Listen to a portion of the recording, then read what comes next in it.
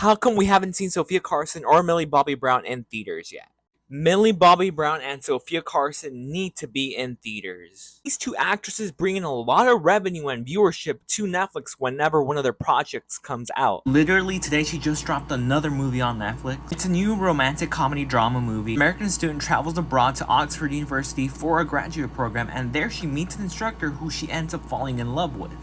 Now, the case could be made that technically Millie Bobby Brown did have two theatrical releases. Godzilla vs. Kong and Godzilla King of Monsters was released in theaters. Millie Bobby Brown has had a lot of success in other movies through Netflix, like the Enola Holmes movies, which she has two of now, and they're currently working on the third one, finishing up soon. But Damsel is another movie that could have been released in theaters, as well as Electric State, which starred Chris Pratt and a bunch of other A-listers. Yes, for Millie Bobby Brown, she is another megastar for Netflix because Stranger Things has become one of the most, if not the most, globalized, international, successful show Netflix has ever had. Same could be said about Sofia Carson. Every movie that she's made since joining Netflix in 2020 has brought in a ton of viewership and fan favorite movies and moments. Purple Hearts, a movie that made so much noise and sound, and the movement was beyond, I think, what any of these people that worked on this movie could have imagined. A movie that could have profited so much from theatrical releases was Purple Hearts, because Purple Hearts was a movie that I think went beyond what the creators of this movie thought it would.